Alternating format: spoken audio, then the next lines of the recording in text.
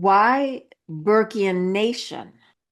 A Hmm. Burkean nation, sort of like a Burkean, is a nation that is based on the Burkean touchstones.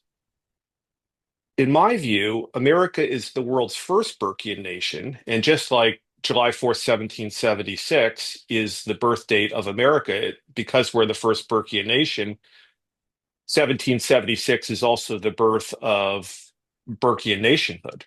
Okay. And that's because America has pretty much always stood on the Burkean touchstones, with the exception of the Obama years and even worse, the Biden years. Mm, mm. So if you wonder why did America do so well for 2.5 centuries and why did things go to hell in a handbasket over the last 4 years, it's because over the last 4 years, America got away from being a Burkean nation under Joe Biden and the 2020 Democrats. And of course, what's so exciting for us now, Dulila, is that Trump 47 is going to make America a Burkean nation again. Love it. Love it. So, look, I'll also point out America is the richest, strongest nation in the world for centuries now because we are the world's first Burkean nation. If we weren't a Burkean nation, we would have long since squandered the tremendous natural advantages Mhm. that the God-given natural advantages that America has, two oceans, rich land, and so forth. Mm.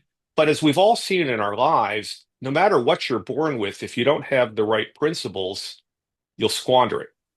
And Absolutely. so America's strength and our wealth and our power over 2.5 centuries stems from the fact that we are not just a Burkean nation, but the world's first Burkean nation. And we've pretty much stood on that for our entire history.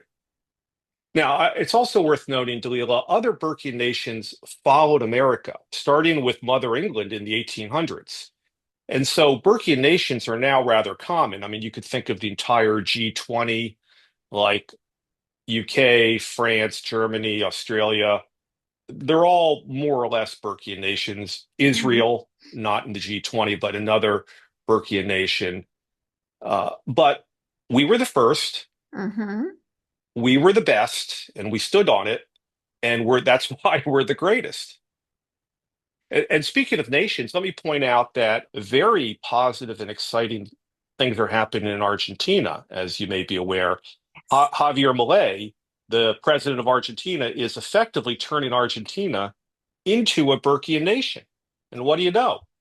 The economy is turned up, and there is great hope for the Argentine people and for America to have that kind of an ally.